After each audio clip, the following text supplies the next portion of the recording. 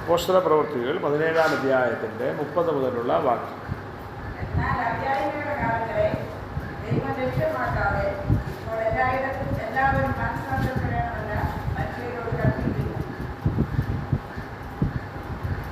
താൻ നിയമിച്ച പുരുഷൻ മുഖാന്തരം ലോകത്തെ നീതിയിൽ ന്യായം വിധിപ്പാൻ അവൻ ഒരു ദിവസത്തെ നിശ്ചയിച്ചു. അവനെ മരിച്ചവരിൽ നിന്ന് ഉയർത്തെഴുന്നേൽപ്പിച്ചതിനാൽ എല്ലാവർക്കും അതിൻ്റെ ഉറപ്പ് നൽകിയിരിക്കുന്നു. മരിച്ചവരുടെ പുനരുദ്ധാനത്തെക്കുറിച്ച് കേട്ടിട്ട് ചിലർ പരിഹസിച്ചു.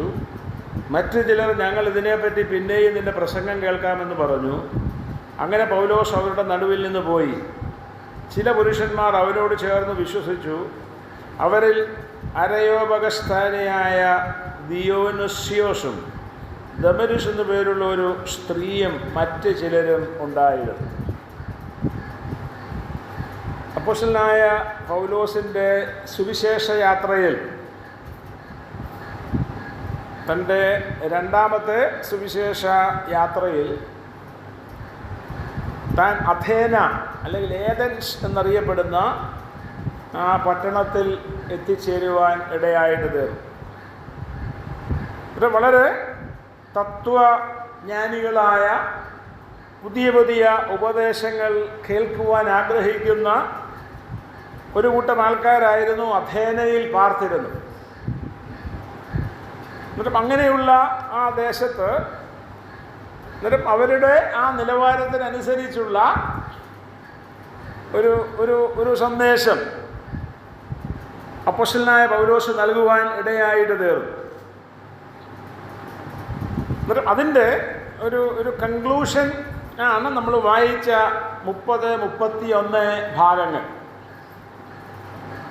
ദൈവത്തെക്കുറിച്ചും കർത്താവായ യേശുക്രിസ്തുവിനെക്കുറിച്ചും യേശുക്രിസ്തു ഒരുക്കിയ രക്ഷയെക്കുറിച്ചുമൊക്കെയുള്ള സന്ദേശം നൽകുമ്പോൾ താനിവിടെ പറയുകയാണ്, അറിയായ്മയുടെ കാലങ്ങളെ ദൈവം ലക്ഷ്യമാക്കാതെ ഇപ്പോൾ എല്ലായിടത്തും എല്ലാവരും മാനസാന്തരപ്പെടണമെന്ന് മനുഷ്യരോട് കൽപ്പിക്കുന്നു. ഇത് പറയുകയാണ്, താൻ നിയമിച്ച പുരുഷൻ മുഖാന്തരം ലോകത്തെ നീതിയിൽ ന്യായം വിധിപ്പാൻ പിതാവായ ദൈവം ഒരു ദിവസത്തെ നിശ്ചയിച്ചു. ആ യേശുക്രിസ്തുവിനെ മരിച്ചവരിൽ നിന്ന് ഉയർത്തെഴുന്നേൽപ്പിച്ചതിനാൽ എല്ലാവർക്കും അതിൻ്റെ ഉറപ്പ് നൽകിയിരിക്കുന്നു. യേശുക്രിസ്തു രക്ഷിതാവാണ്. ആ കർത്താവിൽ എല്ലാവരും വിശ്വസിക്കുവാൻ ദൈവം അവരെക്കുറിച്ച് ആഗ്രഹിക്കുന്നു. നിങ്ങൾ മാനസാന്തരപ്പെട്ട് ക്രിസ്തുവിൽ വിശ്വസിക്കണം. അങ്ങനെ വിശ്വസിച്ചില്ലെങ്കിൽ ദൈവം നിങ്ങളെ ന്യായം വിധിക്കും എന്നുള്ള സന്ദേശമാണ് അപ്പോസ്തലനായ പൗലോസ് അവരെ കേൾപ്പിച്ചത്. എന്നിട്ടും ആ സുവിശേഷ സന്ദേശത്തിന് 3 തരത്തിലുള്ള പ്രതികരണമുണ്ടായി. ഞാൻ ഒരു കൺവെൻഷൻ പ്രസംഗം എന്നുള്ള നിലയിൽ ഈ ഭാഗം പ്രസംഗിച്ചിട്ടുണ്ട്. പൗലോസ് അഥേനയിൽ ചെയ്ത സന്ദേശം, ആ സന്ദേശത്തോട് ആൾക്കാർ പ്രതികരിച്ച പ്രതികരണം എങ്ങനെയായിരുന്നു? നിങ്ങൾ ഇന്ന് ഈ രാത്രിയിൽ അല്ലെങ്കിൽ ഈ സമയത്ത് എന്നിൽ നിന്ന് വചനം കേട്ട നിങ്ങളുടെ പ്രതികരണം എന്താണ്? എന്നിട്ട് ഈ 3 പ്രതികരണങ്ങളെക്കുറിച്ച് ഞാൻ ഓർപ്പിച്ചു. 32-ാം വാക്യം, മരിച്ചവരുടെ പുനരുത്ഥാനത്തെക്കുറിച്ച് കേട്ടിട്ട് ചിലർ പരിഹസിച്ചു. പിന്നെ മറ്റു ചിലർ പറഞ്ഞു, ഇതിനെപ്പറ്റി പിന്നെയും നിന്റെ പ്രസംഗം കേൾക്കാം. മറ്റു ചിലരുടെ പ്രതികരണം എന്താ? 34-ാം വാക്യം, ചില പുരുഷന്മാർ അവനോട് ചേർന്ന് വിശ്വസിച്ചു. രക്ഷിക്കപ്പെടാത്ത ആരെങ്കിലും ഇന്ന് ഈ ശുശ്രൂഷയിൽ പങ്കെടുക്കുന്നുണ്ടെങ്കിൽ ഞാൻ ഓർപ്പിക്കട്ടെ, ദൈവം മനുഷ്യനായി ഭൂമിയിലേക്ക് കടന്നു വന്നത്, ആ കർത്താവായ യേശുക്രിസ്തു ക്രൂശിതനായി തീർന്നത്, അവിടുന്ന് മരിച്ചത്, അടക്കപ്പെട്ടത്, ഉയർത്തെഴുന്നേറ്റത് താങ്കളുടെയും രക്ഷയ്ക്ക് വേണ്ടിയാണ്.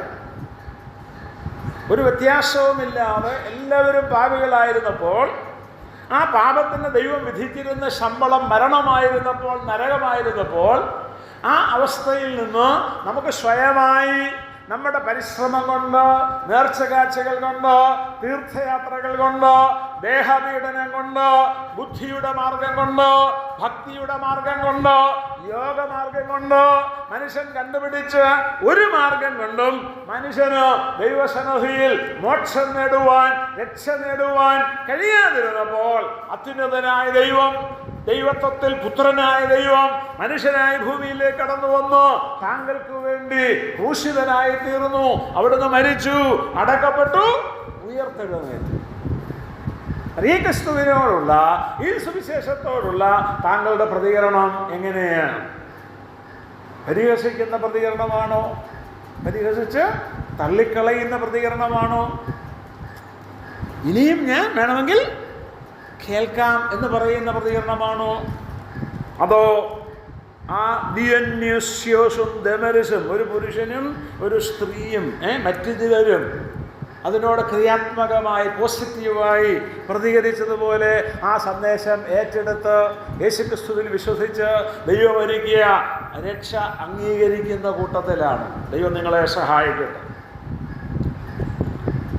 ഈ ഭാഗത്തു നിന്ന് ഇന്ന് ഞാൻ സംസാരിക്കാനായിട്ട് ആഗ്രഹിക്കുന്നത് സുവിശേഷ സന്ദേശമല്ല.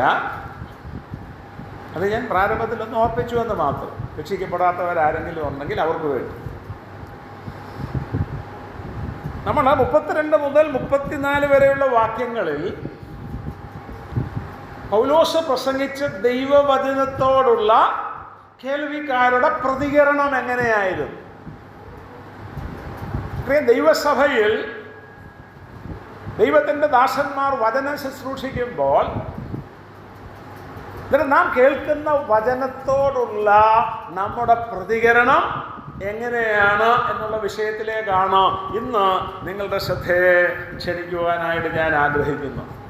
നമ്മൾ എബ്രായർക്ക് എഴുതിയ ലേഖനം 13-ാം അധ്യായത്തിൻ്റെ 7-ാം വാക്യം വായിക്കുമ്പോൾ അവിടെ നാം ഇങ്ങനെ കാണുന്നുണ്ട്. എബ്രായർക്ക് എഴുതിയ ലേഖനം 13-ാം അധ്യായത്തിൻ്റെ 7-ാമത്തെ വാക്യം, നിങ്ങളോട് ദൈവവചനം പ്രസംഗിച്ച് നിങ്ങളെ നടത്തിയവരെ ഓർത്തുകൊള്ളുവീൻ. ദൈവസഭയിൽ ദൈവമക്കളുടെ മധ്യത്തിൽ വിശ്വാസികളുടെ ആത്മീയ വളർച്ചയ്ക്ക് വേണ്ടി ദൈവവചനം ശുശ്രൂഷിക്കുവാനായി ദൈവം കൃപ നൽകി, ദൈവം കൃപാവരം നൽകി എഴുന്നേൽപ്പിച്ചവരുണ്ട്. അന്നേരം അവരുടെ ശുശ്രൂഷയോട് നമ്മുടെ പ്രതികരണം എന്താണ്? 1 പത്രോസ് 4-ാം അധ്യായം അതിൻ്റെ 1 പത്രോസ് 4-ാം അധ്യായം അതിൻ്റെ 10-11 വാക്യങ്ങൾ.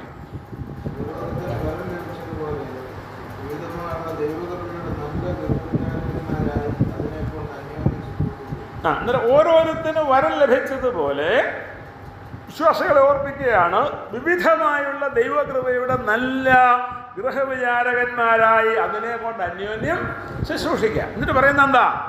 ഒരുത്തൻ പ്രസംഗിക്കുന്നുവെങ്കിൽ ദൈവത്തിൻ്റെ അരുളപ്പാട് പ്രസ്താവിക്കുന്നുവെന്ന പോലെയും ഒരുത്തൻ ശുശ്രൂഷിക്കുന്നുവെങ്കിൽ ദൈവം നൽകുന്ന പ്രാപ്തിക്കൊത്തവണ്ണവും ആകട്ടെ. നമ്മൾ ദൈവത്തിൻ്റെ വചനം പരിശോധിക്കുമ്പോൾ റോമാലേഖനം 12-ാം അധ്യായം, 1 കൊരിന്ത്യർ 12, 13, 14 അധ്യായങ്ങൾ, എഫേസ്യ ലേഖനം 4-ന്റെ 11 മുതലുള്ള വാക്യങ്ങൾ, അതുപോലെ നമ്മൾ വായിച്ച 1 പത്രോസ് 4-ാം അധ്യായത്തിൻ്റെ 10, 11 വാക്യങ്ങളിൽ കൃപാവരങ്ങളെക്കുറിച്ച് പറയുന്നു. പ്രത്യേകിച്ച് റോമാലേഖനത്തിലും കൊരിന്ത്യ ലേഖനത്തിലും എഫേസ്യ ലേഖനത്തിലും പല കൃപാവരങ്ങളുടെ പേര് പറഞ്ഞ് ലിസ്റ്റ് ചെയ്തിട്ടുണ്ട്. കാരണം അങ്ങനെ ഈ റോമാലേഖനം 12-ലും 1 കൊരിന്ത്യർ 12, 13, 14 അധ്യായങ്ങളിലും എഫേസ്യ ലേഖനം 4-ാം അധ്യായം 11 മുതലുള്ള വാക്യങ്ങളിലും പറഞ്ഞിരിക്കുന്ന കൃപാവരങ്ങളെ ഇവിടെ പത്രോസ് 2ആയിട്ട് അങ്ങ് തിരിക്കുകയാണ്. 11-ാം വാക്യം, ഒരുത്തൻ പ്രസംഗിക്കുന്നുവെങ്കിൽ ദൈവത്തിൻ്റെ അരുളപ്പാട് പ്രസ്താവിക്കുന്നുവെന്ന പോലെയും ഒരുത്തൻ ശുശ്രൂഷിക്കുന്നുവെങ്കിൽ ദൈവം നൽകുന്ന പ്രാപ്തിക്ക് ഒത്തവണ്ണവും ആകട്ടെ. അന്നേരം മൊത്തം കൃപാവരങ്ങളെ നമുക്ക് 2ആയിട്ട് തിരിക്കാനായിട്ട് കഴിയും. ഒന്ന്, ദൈവവചനം ശുശ്രൂഷിക്കുന്ന കൃപാവരം, അത് പ്രസംഗിക്കുക അല്ലെങ്കിൽ പഠിപ്പിക്കുക, പ്രബോധിപ്പിക്കുക, ഉപദേശിക്കുക. 2, ശുശ്രൂഷിക്കുന്ന കൃപാവരം. മൊത്തം കൃപാവരങ്ങളെ നമ്മൾ ആ കൃപാവരത്തിൻ്റെ ലിസ്റ്റിലുള്ള മൊത്തം കൃപാവരങ്ങളെ എടുത്താൽ അതിനെ ഈ 2 കാറ്റഗറി ആയിട്ട് തിരിക്കാനായിട്ട് കഴിയും. കാരണം ദൈവത്തിൻ്റെ സഭയിൽ വിശ്വാസികളുടെ ആത്മീയ വളർച്ചയ്ക്ക് വേണ്ടി ക്രിസ്തു എന്ന തലയോളം വിശ്വാസികൾ വളരേണ്ടതിന് ദൈവം കൃപാവരം നൽകി ദൈവസഭയിൽ എഴുന്നേൽപ്പിച്ചിട്ടുള്ള സഹോദരന്മാർ അവർ വചനം ശുശ്രൂഷിക്കുമ്പോൾ, അവർ വചനം പ്രസംഗിക്കുമ്പോൾ, അവർ വചനം പ്രബോധിപ്പിക്കുമ്പോൾ, വചനം പഠിപ്പിക്കുമ്പോൾ, വചനത്തിൽ നിന്ന് ഉപദേശിക്കുമ്പോൾ നമ്മുടെ പ്രതികരണം എന്തായിരിക്കും എന്നുള്ളതാണ് ഇന്ന് ഞാൻ നമ്മൾ വായിച്ച അപ്പോസ്തല പ്രവൃത്തി 17-ാം അധ്യായത്തിൽ നിന്ന് ഓർപ്പിക്കാനായിട്ട് ആഗ്രഹിക്കുന്നു. ഒന്നാമത്തെ പ്രതികരണം എന്താ? പൗലോസിന്റെ പ്രസംഗത്തിന്റെ പ്രതികരണം എന്താ? 32-ാം വാക്യം, മരിച്ചവരുടെ പുനരുത്ഥാനത്തെ കുറിച്ച് കേട്ടിട്ട് ചിലർ പരിഹസിച്ചു. ഇന്ന് നമ്മുടെ സ്ഥലം സഭകളിൽ ദൈവദാസന്മാർ വചനം ശുശ്രൂഷിക്കുമ്പോൾ, വചനം പഠിപ്പിക്കുമ്പോൾ, വചനം പ്രബോധിപ്പിക്കുമ്പോൾ, ആരാധനാവേളയിലുള്ള പ്രബോധനമാകട്ടെ, ഇതുപോലെയുള്ള വചന ശുശ്രൂഷയാകട്ടെ, അല്ലെങ്കിൽ ബൈബിൾ ക്ലാസ് ആകട്ടെ, അന്നേരം അങ്ങനെ ദൈവത്തിൻ്റെ ദാസന്മാർ വചനം ശുശ്രൂഷിക്കുമ്പോൾ ചിലരെങ്ങനെയാണ് കേൾക്കുന്നത്? അവർ പരിഹാസത്തോടെ വചനം കേൾക്കുന്നവർ. ഇതൊക്കെ ഞങ്ങൾ എത്ര കേട്ടതാ, ഇതിനേക്കാൾ മെച്ചമായത് ഞങ്ങൾ കേട്ടതാ അല്ലേ? നമ്മുടെ മധ്യത്തിൽ പണ്ടുണ്ടായിരുന്ന KV Simon sir, VT മത്തായിച്ചൻ, KG Kuriachan, ME ചെറിയ സാർ, നമ്മൾ പഴയ ആൾക്കാരുടെ പേരൊക്കെ പറഞ്ഞ് അവരിൽ നിന്നൊക്കെ എത്രത്തോളം ഞങ്ങൾ കേട്ടിട്ടുണ്ട്. പിന്നാന്നോ ഈ KC ജോൺസൺ സംസാരിക്കുന്നവരാരുമാകട്ടെ, അവർ സംസാരിക്കുമ്പോൾ ചില വിശ്വാസികളുടെ മനോഭാവം ഇതാ. പൗലോസ് അഥേനയിൽ പ്രസംഗിച്ചപ്പോൾ പരിഹാസത്തോടെ, ഞങ്ങൾ തത്വജ്ഞാനികളാ, ഞങ്ങൾക്കറിയാത്ത തത്വോപദേശമില്ല, ഫിലോസഫി ഇല്ല എന്ന ചിന്താഗതിയിൽ പരിഹാസത്തോടെ പൗലോസിന്റെ സന്ദേശം കേട്ടതുപോലെ ഇന്നും ദൈവസഭകളിൽ ദൈവമക്കളുടെ മധ്യത്തിൽ പരിഹാസത്തോടെ ദൈവത്തിൻ്റെ വചന ശുശ്രൂഷയെ വീക്ഷിക്കുന്ന ദൈവമക്കൾ, ക്രിസ്ത്യന്മാർക്ക് ഉണ്ട്. ഞാൻ ഈ ശുശ്രൂഷയ്ക്കായിട്ട് പല സഭകളിൽ പോകുന്നതുകൊണ്ട് വലിയ സഭകളിലും കൊച്ചു സഭകളിലും ഒക്കെ പോകുന്നു. കഴിഞ്ഞ ആഴ്ച വരേണിക്ക സഭയിലായിരുന്നു കുറച്ച് വിശ്വാസികൾ. അതിലും കുറവുള്ള സഭകളിൽ ഞാൻ പോയിട്ടുണ്ട്. എന്നിട്ട് നമ്മൾ ദൈവവചനത്തിൻ്റെ മുമ്പാകെ ആയിരിക്കുമ്പോൾ ചില സഹോദരന്മാർ ചിലരെന്നോട് പറഞ്ഞിട്ടുണ്ട്. എന്നിട്ട് ആ സഹോദരൻ എഴുതേക്കുമ്പോൾ ഒരു സഹോദരൻ്റെ പേര് പറഞ്ഞിട്ടാ ഞാൻ ബൈബിൾ അങ്ങ് വായിക്കാൻ തുടങ്ങും. ചിലർ ഒരു സഹോദരൻ പറഞ്ഞു, ആ സഹോദരൻ വചന ശുശ്രൂഷയ്ക്ക് എഴുന്നേൽക്കുമ്പോൾ ഞാൻ എന്ത് ചെയ്യും? ബൈബിൾ വായിക്കും. ദൈവാത്മാവിനാൽ പ്രേരിതനായി അല്ലെങ്കിൽ ദൈവാത്മാവിൻ്റെ നിയോഗത്താൽ ഒരു സഹോദരൻ വചന ശുശ്രൂഷിക്കുമ്പോൾ ദൈവാത്മാവ് എന്നോട് സംസാരിക്കുന്നത് എന്താണെന്ന് അറിയാൻ ശ്രദ്ധയോടെ കേൾക്കേണ്ടതിന് പകരം ഒരു സഹോദരൻ പറഞ്ഞു, ഞാൻ ബൈബിൾ വായിക്കും, ചില അധ്യായങ്ങൾ ഞാനിരുന്ന് വായിക്കും എന്ന് പറഞ്ഞാൽ അദ്ദേഹം പറയുന്നത് കേൾക്കാൻ എനിക്ക് മനസ്സില്ല എന്നാണ് പറയുന്നത്. എന്ന് പറയാം, ദൈവം സംസാരിക്കുന്നത് കേൾക്കാൻ എനിക്ക് മനസ്സില്ലെന്ന് അതിൻ്റെ മറ്റേ അർത്ഥം.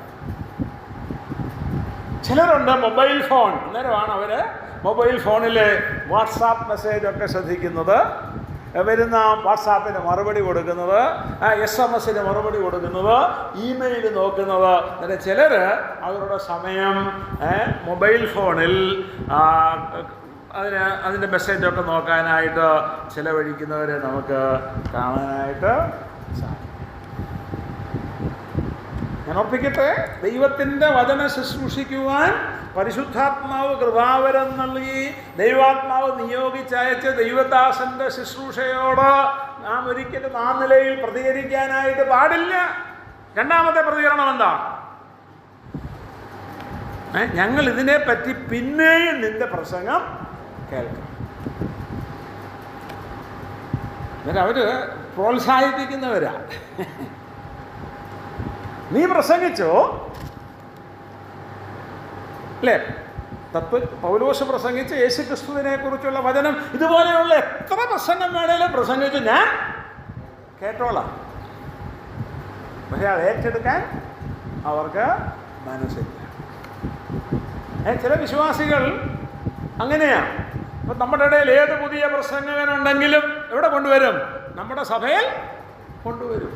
കാരണം മാസികയും വാട്സാപ്പും മെസ്സേജും ഒക്കെ നോക്കുമ്പോൾ പുതിയ പുതിയ പ്രസംഗകരുടെ ലിസ്റ്റൊക്കെ വരുമ്പോൾ അവരെ മുൻകൈ എടുത്ത് അവർ സഭയെ കൊണ്ടുവരും. നമ്മുടെ സഹോദരന്മാർ കേൾക്കാൻ, ഞങ്ങൾക്ക് കേൾക്കാൻ ഇഷ്ടമാണ്, ഞങ്ങൾ എന്തോ വേണേലും കേട്ടോളാം, നീ സംസാരിക്കോ ഞങ്ങൾ കേട്ടോളാമെന്നുള്ള മനോഭാവമുള്ള വിശ്വാസികളെ നമുക്ക് കാണാനായിട്ട് സാധിക്കും.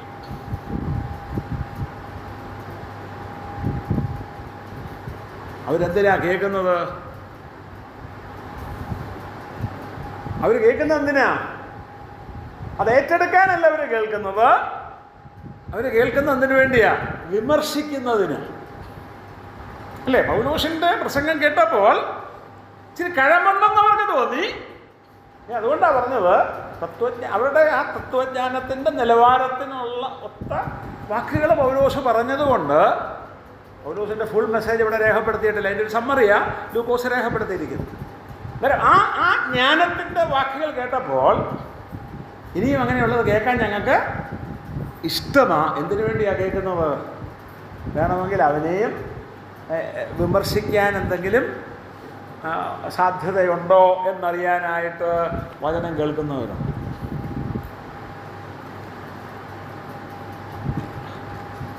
ഞാനിവിടെ പറഞ്ഞിട്ടുണ്ടോയെന്ന് അറിയത്തില്ല. കൃപാവരങ്ങളെക്കുറിച്ച് ക്ലാസ്സൊക്കെ എടുക്കുമ്പോൾ ഞാൻ പറയാനുള്ളൊരു ഉദാഹരണമാണ്. ഒരു സഹോദരൻ ഒരു സഭയിൽ വന്ന് കൃപാവരങ്ങളെക്കുറിച്ചൊരു ക്ലാസ് എടുത്തു. അദ്ദേഹത്തിൻ്റെ വിഷയം, അല്ലയോ സഹോദരി സഹോദരന്മാരെ, ഏറ്റവും കുറഞ്ഞത് ഒരു കൃപാവരമെങ്കിലും നിങ്ങൾക്ക് ഉണ്ട്. നമ്മൾ വായിച്ച പത്രോസിൻ്റെ ലേഖനത്തിൽ എന്താ പറഞ്ഞിരിക്കുന്നത്? ഓരോരുത്തന് അല്ലേ നോക്കിയ 1 പത്രോസ് 4 അതായിരുന്നു അദ്ദേഹത്തിൻ്റെ വിഷയം. 1 പത്രോസ് 4 അധ്യായം അതിൻ്റെ 10 വാക്യം, ഓരോരുത്തന് വരം ലഭിച്ചതുപോലെ വിവിധമായുള്ള ദൈവകൃപയുടെ നല്ല ഗൃഹവിചാരകന്മാരായ അതിനെ കൊണ്ട് അന്യോന്യം ശുശ്രൂഷിക്കും. അദ്ദേഹത്തിൻ്റെ വിഷയം ഏറ്റവും കുറഞ്ഞ ഒരു വരവെങ്കിലും പരിശുദ്ധാത്മാവ് നിങ്ങൾക്ക് നൽകിയിട്ടുണ്ട്, നിങ്ങളത് മനസ്സിലാക്കണം, അതിനെ ദൈവസഭയിൽ ഉപയോഗിക്കണം. ക്ലാസ് കഴിഞ്ഞപ്പോൾ പിന്നെ നമുക്കറിയാം, ഒരു ക്ലാസ് കഴിഞ്ഞ് ദൈവദാസന്മാർ സംസാരിച്ചുകൊണ്ടിരിക്കുമ്പോൾ ഒരു സഹോദരൻ വന്നിട്ട് ചോദിച്ചു, ബ്രദർ പറഞ്ഞത് വാസ്തവമാണോ? എന്താ ബ്രദറെ? അല്ല, ബ്രദർ പറഞ്ഞില്ലേ എല്ലാ വിശ്വാസികൾക്കും വരമുണ്ടെന്ന് പറഞ്ഞാൽ എനിക്കും വരമുണ്ടെന്നാണോ ബ്രദർ പറഞ്ഞത്? യെസ് ബ്രദർ, രക്ഷിക്കപ്പെട്ട എല്ലാവർക്കും ഒരു വരമെങ്കിലും പരിശുദ്ധാത്മാവ് നൽകിയിട്ടുണ്ട്. എന്നാൽ അത് ബ്രദർ മനസ്സിലാക്കണം, അതിനെ ദൈവസഭയിൽ ഉപയോഗിക്കണം. എന്നിട്ട് അദ്ദേഹം ഒന്ന് ചിന്തിക്കുന്നത് പോലെ ഒന്ന് അഭിനയിച്ചിട്ട് പറഞ്ഞു, ഇപ്പം എനിക്ക് മനസ്സിലായി എനിക്ക് ലഭിച്ച വരമെന്താണ്. അദ്ദേഹം പറഞ്ഞു, എനിക്ക് ലഭിച്ച വരം ദ ഗിഫ്റ്റ് ഓഫ് ക്രിറ്റിസിസം. എന്താ? വിമർശന വരമാണ്. എന്നിട്ട് ഈ ദൈവദാസന് അസുഖം മനസ്സിലായി. ഇത് സംശയം ചോദിക്കാമെന്നല്ല, ഇദ്ദേഹത്തെ ഒന്ന് ആക്കാൻ, ഒന്ന് കളിയാക്കാൻ വന്നതാണ്. അദ്ദേഹം പറഞ്ഞു, ബ്രദറിന് ആ വരമാണെങ്കിലും വചനത്തിൽ പ്രബോധനമുണ്ട്, ഒറ്റ താലന്ത് കിട്ടിയാൽ എന്തോ ചെയ്തോ അതുപോലെ അങ്ങ് ചെയ്യാൻ പറഞ്ഞു. ഇതാ വിമർശനപരമുള്ള ആരെങ്കിലും ഉണ്ടെങ്കിൽ എന്ത് ചെയ്യണം? ആ ഒറ്റ താലന്ത് കിട്ടിയാൽ എന്ത് ചെയ്തു? അതുകൊണ്ട് കുഴിച്ചിട്ടതുപോലെ ബ്രദർ അതിനെയും കൊണ്ട് കുഴിച്ചിട്ടാൽ മതി, അത് ദൈവസഭയിൽ ഉപയോഗിക്കേണ്ട വരം അല്ല എന്ന് അദ്ദേഹം പറയാനായിട്ട് ഇടയായിട്ട്. അത് ചിലർ വചനം കേൾക്കുന്നുണ്ടാ, ജോൺസൺ, KC ജോൺസൺ എന്ന് വചനം പറഞ്ഞു, അതെങ്ങനെ ഉണ്ടായിരുന്നു? അത് ആ വാക്യത്തിൽ നിന്നുകൊണ്ടാണോ സംസാരിച്ചത്? അതിൻ്റെ വിഭജനമൊക്കെ ശരിയായ നിലയിലാണോ? എന്തെങ്കിലും തെറ്റ് പറഞ്ഞു? ഇനി പറഞ്ഞ കൂട്ടത്തിൽ എന്തെങ്കിലും തെറ്റ് സംഭവിച്ചോ? ചിലർ എന്നിട്ട് അവസാനം പ്രാർത്ഥിക്കുമ്പം ഈ പറഞ്ഞ കാര്യങ്ങളെല്ലാം കൂടെ പ്രാർത്ഥനയിൽ കയറ്റി ഒരു കുട്ടിപ്രസംഗം നടത്തി പ്രാർത്ഥിക്കുന്നവർ ഉണ്ട്. നമ്മുടെ സഭകളിലുള്ള കാര്യമാണ്. അല്ല, വചന ശുശ്രൂഷയ്ക്ക് ശേഷം പ്രാർത്ഥിക്കുന്ന ചില സഹോദരന്മാർ ചില സഭകളിൽ ഈ പ്രസംഗിച്ച ആളിൻ്റെ പ്രസംഗത്തിൻ്റെ കുറ്റമൊക്കെ പറഞ്ഞ് അതൊക്കെ ലിസ്റ്റ് ചെയ്ത് പ്രാർത്ഥിക്കുന്നവർ. എന്നാൽ ഇവിടെ ഈ രണ്ടാമത്തെ കൂട്ടർ അങ്ങനെയുള്ളവർ ദൈവത്തിൻ്റെ വചനം കേൾക്കുമ്പോൾ ദൈവാത്മാവ് എന്നോട് എന്ത് സംസാരിച്ചു എന്നുള്ളത് മനസ്സിലാക്കുന്നതിന് പകരം അത് ആ നിലയിൽ സ്വീകരിക്കുന്നതിന് പകരം പ്രസംഗം ചെയ്ത വ്യക്തിയിൽ കുറ്റം, അദ്ദേഹത്തിൻ്റെ ഡ്രസ്സ് എങ്ങനെ ഉണ്ടായിരുന്നു, അദ്ദേഹത്തിൻ്റെ ഭാഷ എങ്ങനെ ഉണ്ടായിരുന്നു, അദ്ദേഹത്തിൻ്റെ സ്റ്റൈൽ എങ്ങനെ ഉണ്ടായിരുന്നു.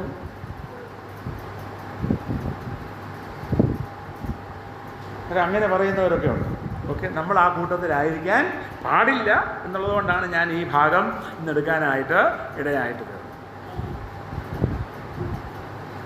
1 തെസ്സലോനിക്കർ 5-ന്റെ 1 തെസ്സലോനിക്കർ 5-ൽ ഈ കൂട്ടരെ നമുക്ക് കാണാം. 1 തെസ്സലോനിക്കർ 5:19 ആത്മാവിനെ കെടുക്കരുത്, പ്രവചനം തുച്ഛീകരിക്കരുത്, സകലവും ശോധന ചെയ്ത് നല്ലത് മുറുകെ പിടിപ്പീൻ, സകലവിധ ദോഷവും വിട്ട്. നമ്മുടെ ജീവിതത്തിൽ, നമ്മുടെ സ്ഥലം സഭയിലെ വിശ്വാസികളുടെ ജീവിതത്തിലുള്ള അല്ലെങ്കിൽ ഏതെങ്കിലും വിശ്വാസിയുടെ ജീവിതത്തിലുള്ള ഒരു കുറവ് ഉണർത്തുന്നതിന്, അതവനെ ഓർപ്പിക്കുന്നതിന് ദൈവത്തിൻ്റെ പരിശുദ്ധാത്മാവ് പ്രസംഗകനിൽ കൂടെ പ്രവർത്തിക്കാറുണ്ട്.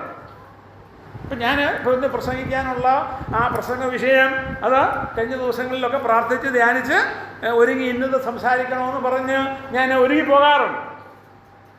എന്നാൽ നമ്മൾ അവിടെ ചെല്ലുമ്പോൾ ചിലപ്പോൾ തൊട്ട് മുമ്പിലത്തെ പ്രാർത്ഥനയിലായിരിക്കും, അല്ലെങ്കിൽ തൊട്ട് മുമ്പിലത്തെ സാക്ഷ്യത്തിലായിരിക്കും ദൈവാത്മാവ് നമ്മോട് ഇടപെടും. ആ വിഷയമല്ല, ഇന്ന വിഷയം നീ സംസാരിക്കാൻ പറയും. ഇനി നമ്മൾ ഒരുങ്ങി വന്ന ഭാഗമാണെങ്കിലും ഞാൻ ഉറപ്പിക്കട്ടെ, നമ്മൾ മനസ്സിൽ നേരത്തെ ചിന്തിച്ചിട്ടില്ലാത്ത, നമ്മൾ മനസ്സിൽ അത് പറയാനായിട്ട് ഓർത്തിട്ടില്ലാത്ത ചില കാര്യങ്ങൾ ആ നിമിഷം ദൈവാത്മാവ് നമ്മുടെ ശ്രദ്ധയിലേക്ക് കൊണ്ടുവരും. അത് ആ സഭയുടെ പശ്ചാത്തലത്തിൽ, ആ സഭയിലെ ഏതെങ്കിലും ഒരു വിശ്വാസിയുടെ ആത്മീയ ജീവിതത്തിൻ്റെ ആവശ്യത്തിന് അനുയോജ്യമായ ഒരു സന്ദേശമായിരിക്കും. അന്നേരം അങ്ങനെ ദൈവാത്മാവ് പ്രവർത്തിക്കുമ്പോൾ, നമ്മുടെ ക്രിസ്തീയ ജീവിതത്തിൻ്റെ, ആത്മീയ ജീവിതത്തിൻ്റെ വളർച്ചയ്ക്ക് വേണ്ടിയുള്ള പ്രബോധനം നൽകി പരിശുദ്ധാത്മാവോടെ പ്രവർത്തിക്കുമ്പോൾ അതിനെ നാം സ്വീകരിക്കാതിരിക്കുന്നത് എന്തിനു തുല്യമാണ്? ആത്മാവിനെ കെടുത്തുന്നതിന് തുല്യമാണ്. ഇപ്പം നമുക്ക് അടുക്കളയിൽ ഗ്യാസ് ഉണ്ട്, അല്ലേ? ഗ്യാസ് സ്റ്റൗ ഉണ്ട്, പെട്രോൾ മണ്ണെണ്ണ സ്റ്റൗവൊക്കെ അങ്ങ് പോയി. ഇപ്പം പിന്നെ ഇലക്ട്രിക് സംവിധാനങ്ങളൊക്കെയുള്ള പല ഭക്ഷണം പാചകം ചെയ്യാനുള്ള സജ്ജീകരണമുണ്ട്, ഓവനുണ്ട്.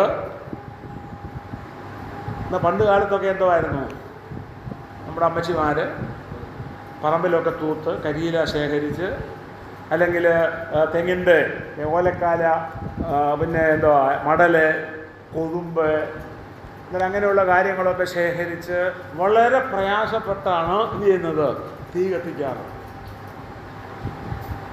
എന്നാൽ ചില കുടുംബങ്ങളിലൊക്കെ ഭർത്താക്കന്മാർ മുഴുകുടിയന്മാർ അന്നേരം വളരെ ബുദ്ധിമുട്ടി ഈ തീ കത്തിച്ച് ഭക്ഷണം പാചകം ചെയ്തുകൊണ്ടിരിക്കുമ്പോഴായിരിക്കും കുടിച്ച് മൂക്കറ്റം കുടിച്ച് ദേശം മൊത്തം ഇളക്കിക്കൊണ്ട് ഭർത്താവ് വരുന്നത്.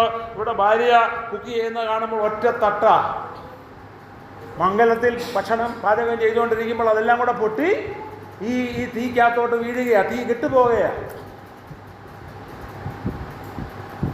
ദൈവാത്മാവ് നമ്മുടെ ആത്മീയ ജീവിതത്തിൻ്റെ നന്മയ്ക്ക് വേണ്ടി നമ്മോട് സംസാരിക്കുമ്പോൾ അതിനെ സ്വീകരിക്കാതിരിക്കുന്നത് ആത്മാവിൻ്റെ പ്രവർത്തനത്തെ കെടുത്തുന്നതിന് തുല്യമാണ്. അങ്ങനെ എങ്ങനെയെങ്കിലും തീ കെട്ടിട്ടുള്ളവർക്കറിയാം അതേ അടുപ്പിൽ വീണ്ടും തീ കത്തിക്കുന്നതിൻ്റെ പ്രയാസം.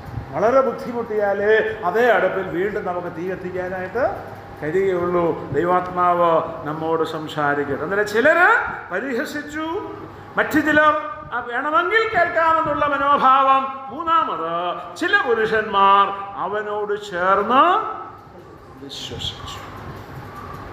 ദൈവത്തിൻ്റെ വചനം കേൾക്കുമ്പോൾ ആ വചനത്തോടുള്ള നമ്മുടെ മനോഭാവം എന്തായിരിക്കണം? നമ്മൾ ഇതിൻ്റെ തൊട്ട് മുമ്പിലത്തെ അധ്യായത്തിൽ 17-ാം അധ്യായത്തിൽ അതിൻ്റെ 10-11 വാക്യങ്ങൾ നോക്കിക്കേ. സഹോദരന്മാർ ഉടനെ രാത്രിയിൽ തന്നെ പൗലോസിനെയും ശീലാസിനെയും ബെരോവയ്ക്ക് പറഞ്ഞയച്ചു. അവിടെ എത്തിയാറെ അവർ യഹൂദന്മാരുടെ പള്ളിയിൽ പോയി. അവർ തെസ്സലോനിക്കയിലുള്ളവരെക്കാൾ ഉത്തമന്മാരായിരുന്നു. അവർ വചനം പൂർണ്ണമായി ജാഗ്രതയോടെ കൈക്കൊണ്ടു. മാത്രമല്ല അതങ്ങനെ തന്നെയോ എന്ന് ദിനം പ്രതി തിരുവെഴുത്തുകളെ പരിശോധിച്ച് പോന്നു. ബെരോവയിലുള്ള വ്യക്തികൾ അവർ വചനം കേട്ടു. കാരണം പൗലോസ് ശീലാസും അവർ പഴയ നിയമത്തിൽ നിന്ന് ശുശ്രൂഷിക്കുന്നു. കാരണം അന്ന് പുതിയ നിയമം നമുക്ക് രേഖയായിട്ട് എല്ലാ പുസ്തകങ്ങളൊന്നും ലഭിച്ചിരുന്നില്ല. അന്നേരം അവർ പഴയ നിയമത്തിൽ നിന്ന്, പഴയ നിയമ തിരുവെഴുത്തുകളിൽ നിന്ന് ക്രിസ്തുവിനെ കുറിച്ച് പ്രസംഗിച്ചിട്ട് ഈ യേശു ക്രിസ്തു തന്നെയാണ് ഈ ക്രൂശിതനായി തീർന്ന് മരിച്ചടക്കപ്പെട്ട് ഉയർത്തെഴുന്നേറ്റ യേശു തന്നെയാണ് ക്രിസ്തു എന്ന് തെളിയിച്ചാണ് പ്രസംഗിച്ചുകൊണ്ടിരുന്നത്. ഈ സന്ദേശം കേൾക്കുമ്പോൾ ഈ ബെരോവയിലുള്ളവർ എന്ത് ചെയ്തു? അവർ കേട്ടു. അതവർ പഴയ നിയമ തിരുവെഴുത്തുകൾ നോക്കി ഈ ക്രിസ്തുവിനെ കുറിച്ച് പറഞ്ഞ കാര്യങ്ങൾ അങ്ങനെ തന്നെയോ എന്ന് അവർ പരിശോധിച്ച് അവരുടെ ആ വിശ്വാസത്തിന് അത് ദൃഢമേകുവാൻ ഇടയായിട്ട് തീർന്നു. അതുകൊണ്ടാണ് പറയുന്നത്, ദൈവസഭയിൽ ശുശ്രൂഷിക്കുമ്പോൾ സഹോദരി സഹോദരന്മാരെന്ത് ചെയ്യണം? നോട്ട് എഴുതിയെടുക്കണം. എഴുതിയെടുക്കാറുണ്ടോ? നമ്മൾ ദൈവദാസന്മാർ ദൈവവചനം ശുശ്രൂഷിക്കുമ്പോൾ അത് നമ്മൾ കുറിച്ചെടുക്കണം. ഇനി അത് കുറിച്ചെടുത്താൽ ശ്രദ്ധ കുറയുമെന്നുണ്ടെങ്കിൽ എന്തുണ്ട്? മൊബൈൽ ഫോണുണ്ട്. പ്രസംഗം തുടങ്ങുമ്പോൾ സഹോദരന്മാർ ചിന്ത പറയുമ്പോൾ പ്രസംഗം തുടങ്ങുമ്പോൾ എന്ത് ചെയ്യണം? മൊബൈൽ ഫോണിലെ റെക്കോർഡർ ഓൺ ചെയ്യണം. പ്രസംഗം റെക്കോർഡ് ചെയ്തിട്ട് പിന്നെ നമുക്ക് സമയമുള്ളപ്പോൾ അടുക്കളയിൽ ജോലി ചെയ്യുമ്പോഴും നമുക്ക് ബസ്സിൽ യാത്ര ചെയ്യുമ്പോഴും വീട്ടിൽ ഫ്രീ ആയിട്ടിരിക്കുമ്പോഴും ഒക്കെ നമ്മൾ അതും ഇതും ചീറ്റ് ചെയ്യുന്നതിന് പകരം നമുക്ക് ദൈവത്തിൻ്റെ വചനം, ആ ആഴ്ച ദൈവദാസന്മാർ നമ്മുടെ സഭയിൽ ശുശ്രൂഷിച്ച വചനം കേൾക്കുന്നതിനും ആ കാര്യം ഒന്നും കൂടെ ചിന്തിക്കുന്നതിനും പരിശോധിക്കുന്നതിനും അത് നമ്മുടെ ജീവിതത്തിൽ പകർത്തുന്നതിനും അത് മുഖാന്തരമായി തീരും. ബെരോവയിലെ വ്യക്തികളെ പോലെ, ബെരോവയിൽ കർത്താവിൽ വിശ്വസിച്ചവരെ പോലെ ആ കേട്ട കാര്യങ്ങൾ അത് വീണ്ടും പരിശോധിക്കുന്നതിനും അത് നമ്മുടെ ഹൃദയത്തിൽ സംഗ്രഹിക്കുന്നതിനും അതനുസരിച്ച് ജീവിക്കുന്നതിനും പ്രിയമുള്ളവരെ ദൈവം നമ്മെക്കുറിച്ച് ആഗ്രഹിക്കുന്നു. ഒരു കാര്യം കൂടെ പറഞ്ഞ് ഞാൻ അവസാനിപ്പിക്കാം. എബ്രായർക്ക് എഴുതിയ ലേഖനം 5-ാം അധ്യായം അതിൻ്റെ 13-14 വാക്യങ്ങൾ നമ്മൾ വായിക്കുന്നത്, പാൽ കുടിക്കുന്നവനെല്ലാം നീതിയുടെ വചനത്തിൽ പരിചയമില്ലാത്തവനത്രേ, അവൻ ശിശുവല്ലോ. കട്ടിയായുള്ള ആഹാരം നന്മതിന്മകളെ തിരിച്ചറിവാൻ തഴക്കത്താൽ അഭ്യസിച്ച ഇന്ദ്രിയങ്ങളുള്ളവരായി പ്രായം തികഞ്ഞവർക്കേ പറ്റുകയുള്ളൂ. അവിടെ പ്രായം തികഞ്ഞെന്ന് പറഞ്ഞിരിക്കുന്നത് പക്വതയുള്ള വിശ്വാസികളുടെ പ്രത്യേകതയാണ്. പക്വതയുള്ള വിശ്വാസികൾ പാൽ കുടിക്കുന്നവനല്ല. നമ്മൾ പത്രോസിന്റെ ലേഖനത്തിൽ പറയുന്നുണ്ട്, രക്ഷയ്ക്കായി വളരുവാൻ വചനമെന്ന മായമില്ലാത്ത പാൽ കുടിക്കുക. അത് വിശ്വാസികളുടെ ആത്മീയ ഭക്ഷണം എന്നുള്ള നിലയിൽ പാലിനെ അവതരിപ്പിച്ചിരിക്കുക. എന്നാൽ ഇവിടെ എബ്രായ ലേഖനം 5-ാം അധ്യായത്തിൽ പാൽ സമം കുട്ടികളുടെ ഭക്ഷണം, പിന്നെ കട്ടിയായുള്ള ഭക്ഷണം അത് വളരുന്നവർ കഴിക്കുന്ന ഭക്ഷണം. അപ്പം നിങ്ങൾ വീട്ടിൽ വരുമ്പം ഞാനൊരു കുപ്പിപ്പാൽ കുടിച്ചുകൊണ്ടിരിക്കുന്നത് കണ്ടു കഴിഞ്ഞാൽ ഇപ്പോഴൊക്കെ ഉള്ളൊരു കുപ്പിപ്പാൽ കുടിച്ചുകൊണ്ടിരിക്കുന്നത് കണ്ടാൽ നിങ്ങൾ എന്നെക്കുറിച്ച് എന്ത് ചിന്തിക്കും? അവനിപ്പോഴും ഒരു ശിശുവാണ് അല്ലേ? നമ്മുടെ പ്രായത്തിനനുസരിച്ചുള്ള ഒരു ഭക്ഷണശൈലി നാം നമ്മുടെ അനുദിന ജീവിതത്തിൽ രൂപപ്പെടുത്തിയെടുക്കുന്നത് പോലെ നമ്മുടെ ആത്മീയ ജീവിതത്തിലും നമ്മുടെ പ്രായത്തിനനുസരിച്ച് ദൈവത്തിൻ്റെ വചനത്തിൽ വചനം മനസ്സിലാക്കി, വചനം പരിശോധിച്ച്, വചനം ജീവിതത്തിൽ പകർത്തി ഇവിടെ പറഞ്ഞിരിക്കുന്ന നിലയിൽ ആ വചനത്തിൻ്റെ അടിസ്ഥാനത്തിൽ നന്മ തിന്മകളെ തിരിച്ചറിയണം. നമ്മൾ 1 കൊരിന്ത്യർ 2-ാം അധ്യായത്തിൻ്റെ അവസാനം വായിക്കുന്നുണ്ട്, ആത്മീയനോ സകലത്തെയും വിവേചിക്കുന്നു, താൻ ആരാലും വിവേചിക്കപ്പെടുന്നതുമില്ല. ആത്മീയന്റെ പ്രത്യേകത എന്താ? കേൾക്കുന്ന വചനത്തിന്റെ അടിസ്ഥാനത്തിൽ നാം പഠിക്കുന്ന, വായിക്കുന്ന, ധ്യാനിക്കുന്ന, ദൈവം നമ്മോട് സംസാരിക്കുന്ന വചനത്തിന്റെ അടിസ്ഥാനത്തിൽ നാം ശരിയും തെറ്റും വിവേചിച്ച് മനസ്സിലാക്കും. നന്മ തിന്മകൾ നാം വിവേചിച്ച് മനസ്സിലാക്കും. തിന്മയെ നാം തള്ളിക്കളയും, നന്മയെ നാം അനുകരിക്കും. ഇതിന് ദൈവാത്മാവ് നമ്മുടെ ജീവിതത്തിലെ ചില പാപങ്ങൾ, നമ്മുടെ കുറവുകൾ, നമ്മുടെ തെറ്റുകൾ നമ്മെ ഓർമ്മപ്പെടുത്തുമ്പോൾ ആ കുറവുകൾ ഏറ്റുപറഞ്ഞ് ഉപേക്ഷിക്കുന്നതിനും ദൈവം ആഗ്രഹിക്കുന്ന നിലയിലുള്ള കാര്യങ്ങൾ പാലിച്ചുകൊണ്ട് നമ്മുടെ ജീവിതത്തെ പരിപോഷിപ്പിക്കുന്നതിനും വളർത്തുന്നതിനും നമുക്ക് ഇടയായിട്ട് ഒന്ന് പരിശോധിക്കുക. ഞാൻ ഈ 3 കൂട്ടരിൽ ഏത് കൂട്ടത്തിലാണ്? ദൈവത്തിൻ്റെ വചനം കേട്ട് പരിഹാസത്തോടെ അത് തള്ളിക്കളയുന്ന അല്ലെങ്കിൽ ശ്രദ്ധിക്കാതിരിക്കുന്ന കൂട്ടത്തിലാണോ? ഇനി വിമർശനത്തിന് വേണ്ടി കേൾക്കുന്ന കൂട്ടത്തിലാണോ? അതോ അനുസരിക്കാനായി, അത് ജീവിതത്തിൽ പകർത്താനായി ആ കേൾക്കുന്ന വചനത്തിൻ്റെ അടിസ്ഥാനത്തിൽ എൻ്റെ ജീവിതത്തെ വിലയിരുത്തി അതനുസരിച്ച് ജീവിക്കാൻ എന്നെ തന്നെ സമർപ്പിക്കുന്ന ഒരു ജീവിതമാണോ എന്ന് പരിശോധിക്കുക. ആദ്യ 2 കാറ്റഗറിയിലാണെങ്കിൽ നമ്മുടെ ജീവിതം കുറവുള്ള ജീവിതമാണ്, അതിൽ മാനസാന്തരപ്പെടേണ്ടത് ആവശ്യമുണ്ട്. ദൈവം ആഗ്രഹിക്കുന്ന ഉന്നതമായ ശൈലിയിലുള്ള ഒരു ക്രിസ്തീയ ജീവിതം വളർത്തിയെടുക്കുവാൻ നാം ഇന്ന് കേട്ട ചിന്ത നമുക്ക് മുഖാന്തരമായി തീരട്ടെ. കർത്താവിൻ്റെ അതിപരിശുദ്ധ നാമം വാഴ്ത്തപ്പെടുമാറാകട്ടെ.